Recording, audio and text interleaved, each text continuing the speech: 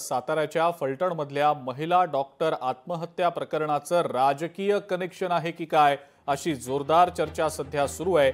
या प्रकरणाचे धागेदोरे बड्या राजकीय नेत्यापर्यंत जात आहेत की काय असा दावा आता होताना दिसतोय। महिला डॉक्टरच्या आतेभावानं हा खळबळजनक दावा केलेला आहे।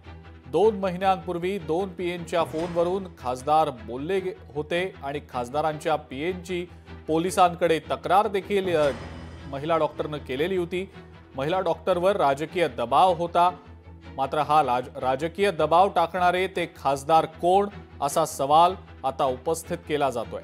फलटणमधल्या उपजिल्हा रुग्णालयातल्या महिला डॉक्टरने केलेल्या आत्महत्येनंतर आता सातारा पोलिसांच्या तपासामध्ये काही खुलासे होताना दिसतायत। मात्र या प्रकरणाचे धागेदोरे बड्या राजकीय लोकांपर्यंत जाऊन पोहोचल्याचं देखील आता दावा होताना दिसतोय।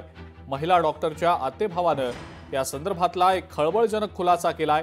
2 महिन्यांपूर्वी 2 पीएनच्या फोनवरनं खासदार बोलले असल्याची तक्रार या डॉक्टरनं पोलिसांकडे केली होती, तसं पत्र दिलं होतं असा मोठा गौप्यस्फोट करण्यात आलेला आहे।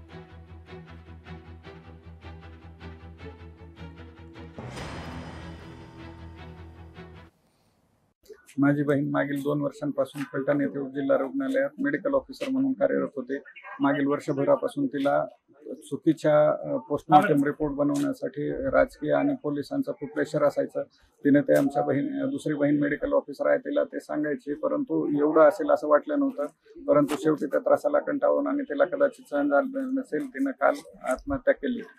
आणि हातावर ज्या पोलीस अधिकाऱ्यांचा तिला त्रास होत होता त्यांची नावे लिहिली आहेत। तसेच मागील 2 वर्षापासून ही तक्रार करण्यासाठी तिने एसपीला लेटरही लिहिले। त्यांची आवक जावक म्हणून रजिस्टरला हे झालेली, पण त्यावर कोणतीही कार्यवाही आजपर्यंत झालेली नाही। सगळ्या गोष्टी आता रेकॉर्डवरती येतील। मला सुद्धा ही माहिती अशीच बाहेरच्या लोकांच्याकडनं कळाली।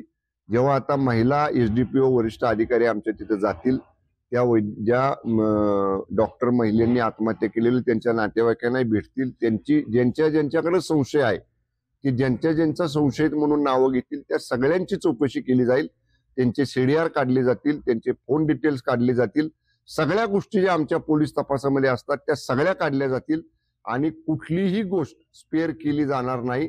आणि एक आरोपी ह्याच्यात सहभागी असणारा आरोपी, त्याला प्रत्यक्ष अप्रत्यक्ष मदत करणारे सुद्धा सगळे आम्ही शोधून काढू। फक्त थोडा एखादा दुसरा दिवस याच्या खोलावर जायला आम्हाला लागेल। लोकशाही मराठी ऐका, पहा, जागरूक रहा।